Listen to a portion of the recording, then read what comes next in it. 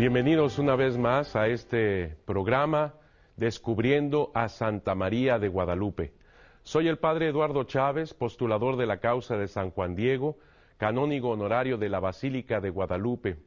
Y quisiera resumir algunas de las cosas más importantes, así como puntualizar cosas que nos van a ayudar a seguir entendiendo más profundamente el Nicán Mopogua, que como ustedes saben es el documento más pleno, más hermoso, más bien trazado sobre este encuentro maravilloso entre la Virgen de Guadalupe y San Juan Diego, el Nicán Mopogua. Pues para entenderlo necesitamos conocer algunos de los datos más importantes, como el hecho de que San Juan Diego, no era azteca, como algunos pensaban. Él era texcocano. Él había nacido en Cuautitlán. Después fue a vivir con su tío Juan Bernardino a Tulpetlac. ¿Qué tiene de importancia esto? Mucho, porque en aquella zona, en Texcoco, tenían una mentalidad que venía de Tula. Esta mentalidad de los toltecas, cuya ciudad más importante era Tula, ellos habían llegado, los sabios de Tula habían llegado a descubrir que existía solamente un Dios. Es verdad que cuando llegan los españoles a México, ellos ven un sinnúmero de dioses, de ídolos, así es, pero los de la región de Tula, los toltecas, ellos habían ya llegado a descubrir un solo Dios vivo y verdadero, arraigadísimo Dios. A este Dios le llamaban Ometeotl, que quiere decir ese Dios donde se puede concentrar todo lo que hay en la creación. Él es dueño de la creación. Todo lo que veían los indígenas, por ejemplo, hombre, mujer, día, noche, salado, dulce, todas estas contraposiciones, decían los indígenas, debe de haber un ser supremo en donde esté todo, absolutamente todo, porque es el dueño del cielo y de la tierra. Le llamaban también Tloquenahuaque, por ejemplo, son nombres para descubrir este único Dios vivo y verdadero. Pues bien, en esta región donde había nacido Juan Diego, se tenía esa mentalidad. Recordemos que los aztecas llegan posteriormente a la región. Los aztecas van asumiendo muchas maneras de pensar de su entorno y ellos disponen a Huitzilopochtli, que es el dios del sol cenit. Huitzilopochtli era el dios sanguinario incluso, que se le tenían que dar estos sacrificios humanos, etcétera, etcétera. Eso es una mentalidad totalmente azteca, mexica. Pues bien, la Virgen de Guadalupe, al encontrarse con Juan Diego, que es de Texcoco, perfectamente el indígena entendió la presentación que hace la Virgen de Guadalupe, ya que ella le menciona, yo soy María, la madre del arraigadísimo Dios por quien se vive. Asimismo, Juan Diego entiende perfectamente que es María la madre de Jesús, no alguna deidad. Por ejemplo, la diosa que se tenía en aquel entonces, la madre de todos los dioses, la Cuatlicuetonantzin. No entendió Cuatlicuetonantzin.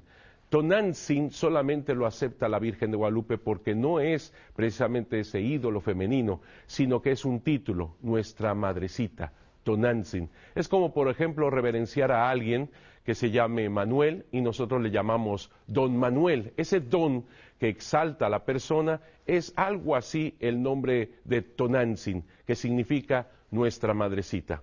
Pero como les digo, Juan Diego entendió perfectamente que se trataba de María, la madre de Jesús, ya que cuando María le pregunta hacia dónde va, él dice, voy a Tlatelolco, allá para que yo pueda descubrir, pueda instruirme en las cosas de Jesús. Así que perfectamente entendió que era María, la madre de Jesús.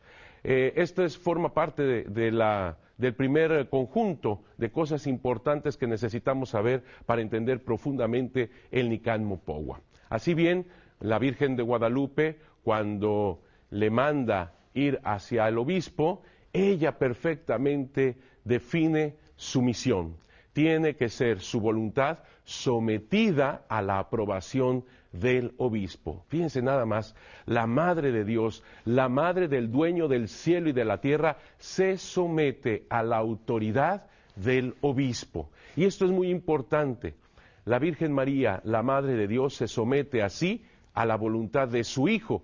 Recordemos que nuestra Iglesia Católica está en esta roca firme de Pedro que ha elegido precisamente nuestro Señor Jesucristo, cabeza de la Iglesia. Así que la Virgen de Guadalupe se somete al final de cuentas a su propio Hijo, mandando a Juan Diego con su voluntad. ¿Cuál es su voluntad? El hacer un templo en el llano del Tepeyac. En ese templo va a manifestar todo su amor. Lo del templo, es importante también señalar esto, profundizar esto, para entender lo que nos está diciendo el Nicán Mopogua en ese momento del templo. Para nosotros los católicos es muy importante el templo, ahí se celebra nada menos que la Eucaristía. Para los indígenas es también importantísimo el templo, pero tiene también otro aspecto que me gustaría explicar. Para ellos, iniciar una civilización se necesitaba, antes que todo, crear un templo. No se podía hacer un nuevo pueblo, una nueva civilización, sin primero construir el templo. Y se los voy a ejemplificar y creo que lo van a entender muy bien. Si, por ejemplo, hay una batalla entre indígenas y hay un pueblo, una gran muchedumbre en contra de un pequeño pueblo, si alguno de ese pequeño pueblo corre y alcanza a destruir, alcanza a incendiar el templo de esta gran muchedumbre que estuviera ganando la batalla, en ese momento este pequeño pueblo gana la batalla porque destruyó el templo de esta muchedumbre y al destruir el templo destruye todo su pueblo, toda su civilización.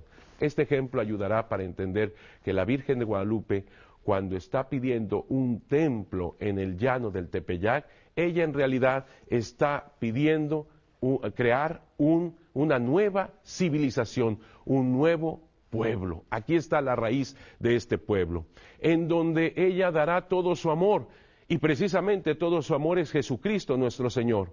Así que ella que se presenta ante Juan Diego como la madre del arraigadísimo Dios por quien se vive, ella precisamente está pidiendo un nuevo pueblo en la raíz de su Hijo Jesucristo, y así crear una nueva civilización del amor. Por eso es tan importante precisamente el crear este templo en el llano del Tepeyac.